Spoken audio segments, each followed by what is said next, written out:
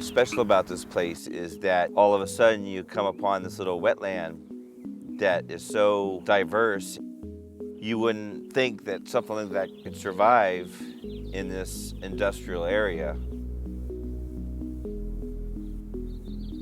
What you see here is what you would have seen back in the day before the urban civilization took over. It does look like a drainage ditch, but it's more than just a runoff. It's a seep-fed, viable habitat.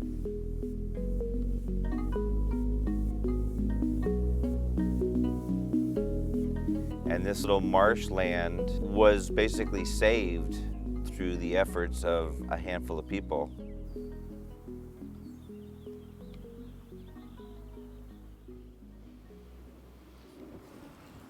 You need to go under here like this. See how I'm doing that? Okay. And kind of rocking it. What this site is it represents something that has basically disappeared in most of the Bay Area. There is a dragonfly nymph, and that's one of our main mosquito abaters in here, all the dragonfly nymphs that are in here. The dragonfly is one of the only insects that eats mosquitoes on the wing.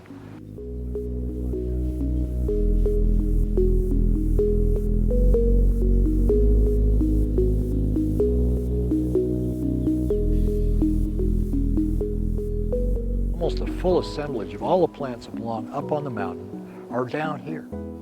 All the seeds, all the plants at some point would wash down into the bottom of this, and this is like a sink down here. Everything collects down here, all this variety.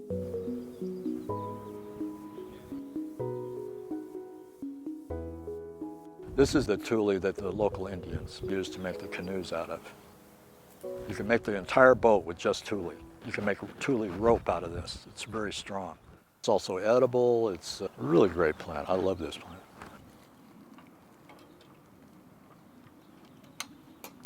2.5 years ago when I got involved with this project, there were bags of garbage and so much vegetation that the water was anaerobic.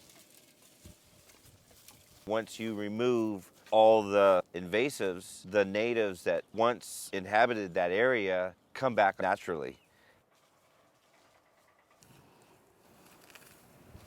Some of these plants here, they take up all the space, like one of these guys, okay, which is a non-native lotus. And we want the native lotus to take its place where it used to be. So, if you take all of it out at once, then there's nothing for the frogs to hide in or feed from. It's about getting nature to do the job piece by piece by piece. I was born in Brisbane, and I used to come over here when I was a kid. This was a lake where that building is now. It was a seasonal lake. We used to crawl through the grass, go over the railroad track, and watch the garter snakes and the frogs and the dragonflies. It is still here. It's just drastically reduced. It's the remnant of an enormous population.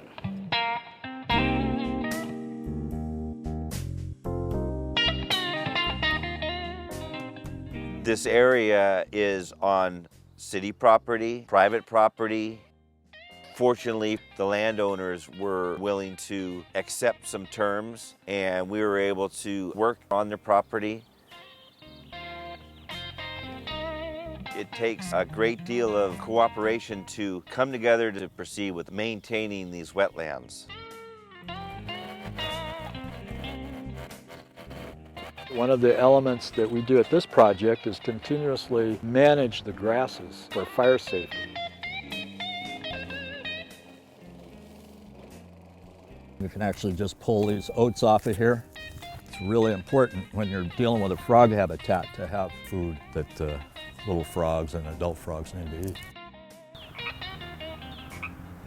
The frogs are Pacific Chorus frogs, and this is the best and the largest breeding site in the whole Bay Area.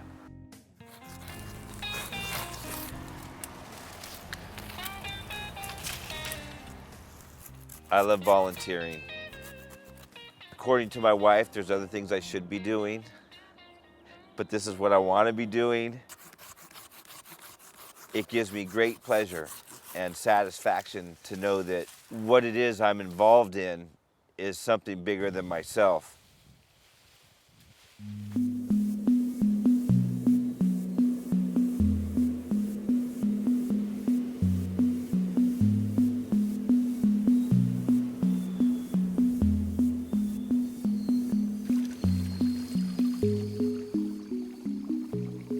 really the water is it. And the mountain starts with the health of the foot of the mountain. So our goal is to take care of the whole mountain, and we see expanding the wetlands in the industrial park, making more of the industrial park green and bringing back wildlife that's gone.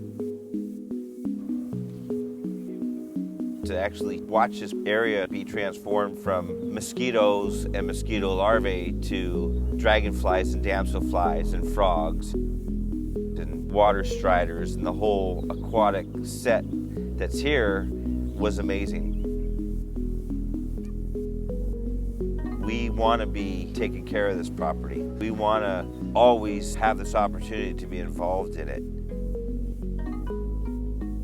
Some things are just beautiful and they're worth having around just because they're beautiful, you know. Makes the world prettier and nicer.